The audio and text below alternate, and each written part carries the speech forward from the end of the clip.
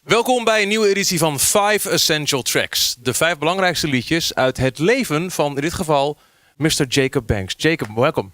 Thank you for having me, man.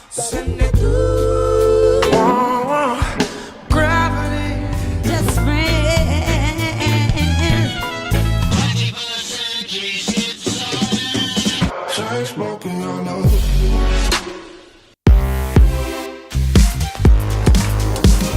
The first one is a song called Send It On by D'Angelo. Oh, wow. That song is all about feel. Like, it just feels good. You can't really hear what he's saying. The guitars are wonderful, the musicianship is wonderful, but it's a song that just feels good. Struggling to see you do some of the I could fantasize. So I'm sending it. And which I think it's so important because music transcends, language barriers. Not everyone understands what you're saying, but we all feel the same thing. We all feel love, we all feel pain, we all know what it's like to lose something, to gain something. So if the feeling's right, you're like 80% there already. So it's a lovely song for that reason. The feel is perfect. Can you describe what kind of feelings the songs give you? Is there a certain emotion it connects? The song is sexy. If I had to pick a word for it, it's just a sexy song. It's just even in the pocket where it hits, it's just something you can really snap your neck to. It's just really, it's in the pocket. It's real sexy. Yeah.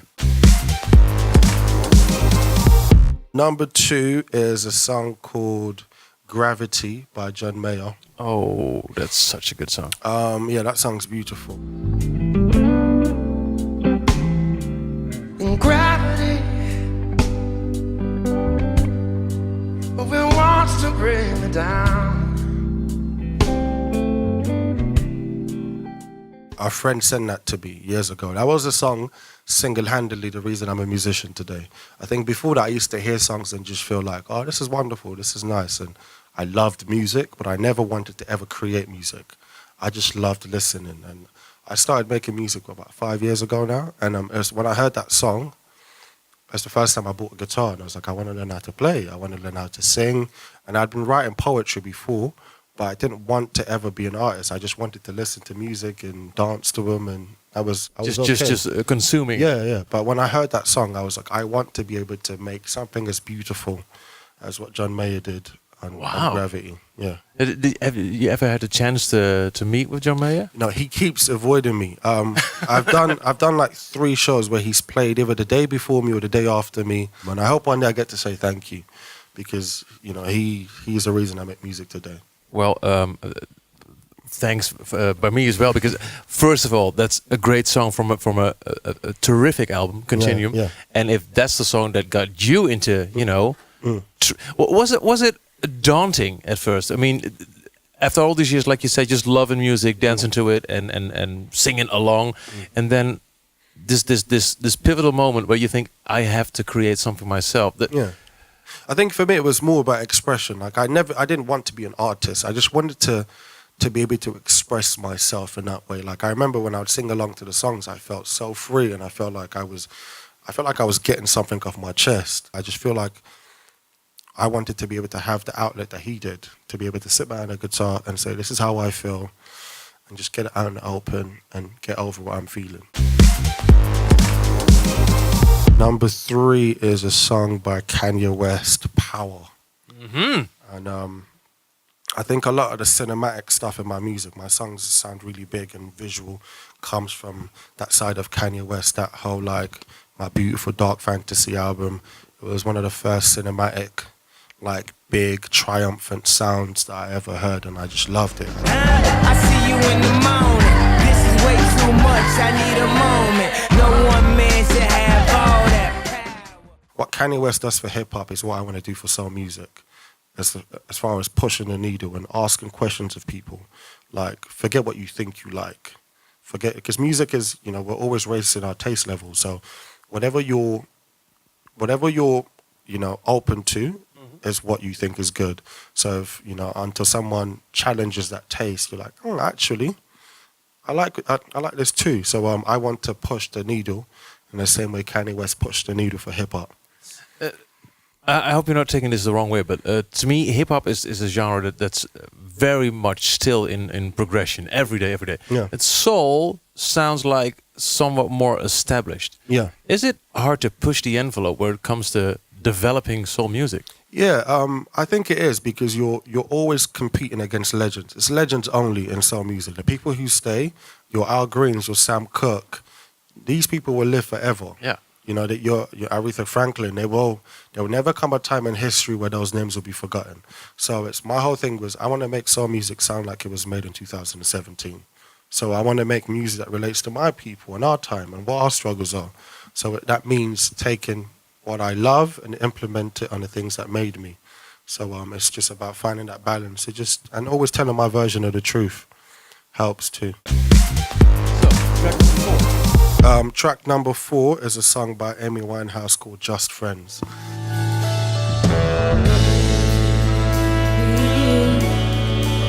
time to be just friends.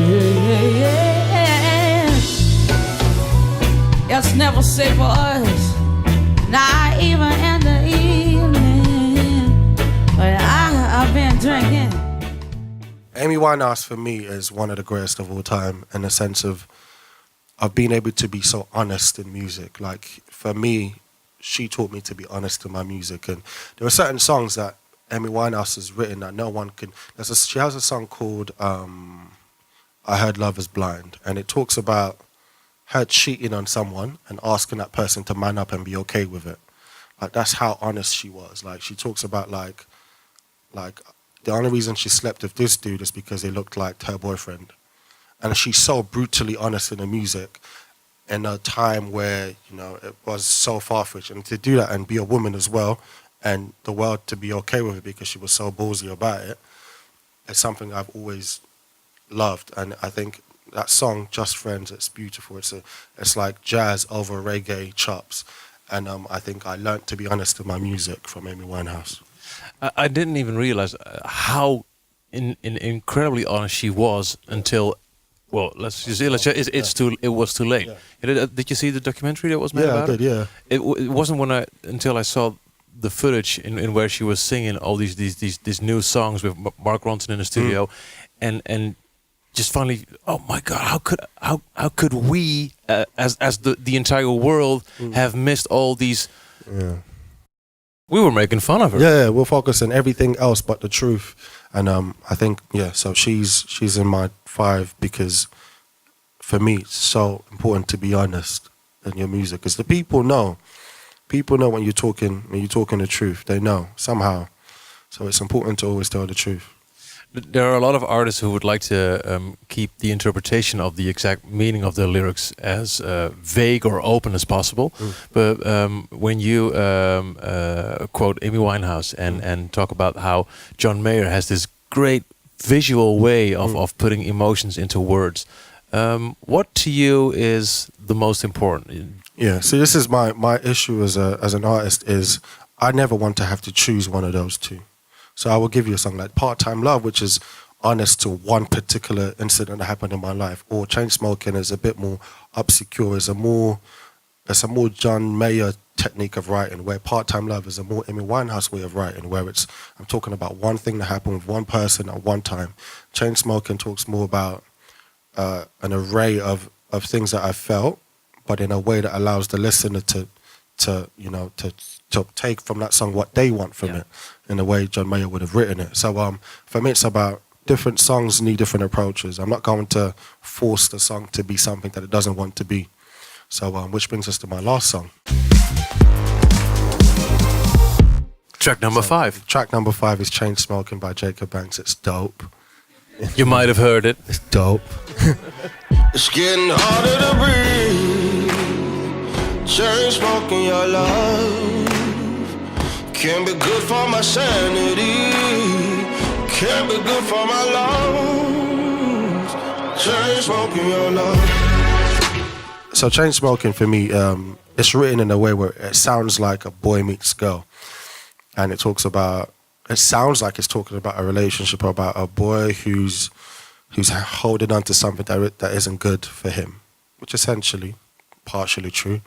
But what it was about for me when I wrote it was about the state of the world, where, you know, we're so oppressed by things, wars and things that, you know, the world's so torn apart in ways, and people riot every day, people fight for love every day, and those people are always putting their safety at risk. They're putting their sanity at risk because of what they love, because they believe in love so much. They say, like, I'm going to fight for this even if it kills me. So those people are Chainsmoking on love because it's killing them. You know, people are fighting for the most basic rights. People are saying, please don't shoot us. That's such a basic request. Yeah. That's like me asking you, I'd rather you not punch me in my face. And you're like, nah. That's what it is. So people are asking for the basic things. And so Chainsmoking, for me, when I wrote it, was about that side of things. Like, everyone's still choosing love, even though it's hard, even though the world seems to be telling you no, we're still here, still fighting, because love will keep us safe. That's really cool, because when you were talking about how you don't want to choose as a writer how you want to write things, my interpretation of Chainsmoking was the Amy Winehouse version, but it's now all back to the John Mayer version. Yeah.